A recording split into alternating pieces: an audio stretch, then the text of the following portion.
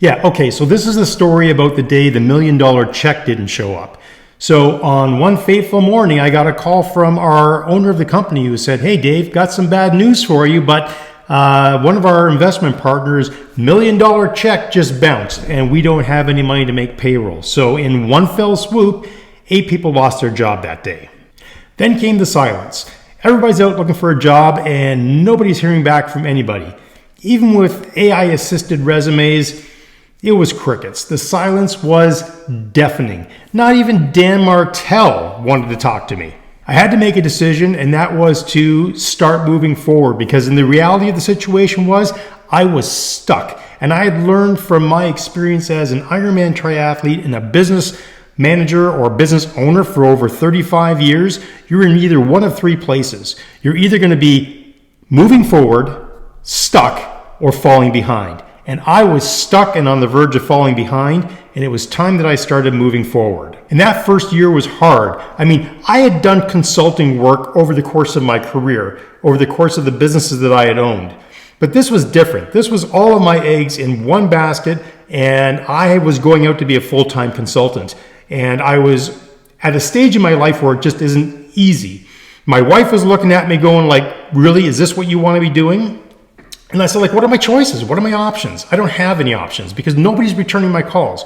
No interviews, 0. So time to start moving forward. And that first year was hard. I mean, but at the end of the first year, and what a roller coaster ride that was. But at the end of the first year, I had 10 paying clients on a monthly retainer, and that was a great beginning. And this channel is going to be all about talking to you about what I did over the last year and what I continue to do. Maybe I'm just a year ahead of where you are right now.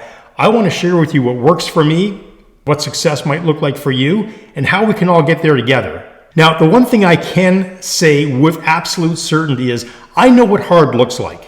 I have been sabotaged in my business by one of the largest companies in the world. That's a story for another day.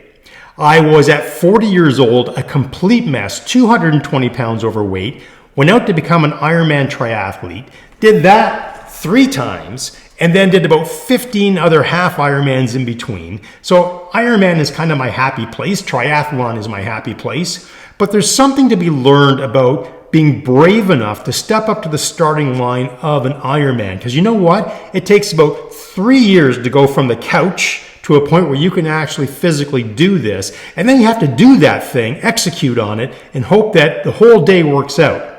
So I know that personal branding is something that is really important on YouTube, and I wanted to have one thing that I could say was something that only Dave Blazank was going to have, and that is right here.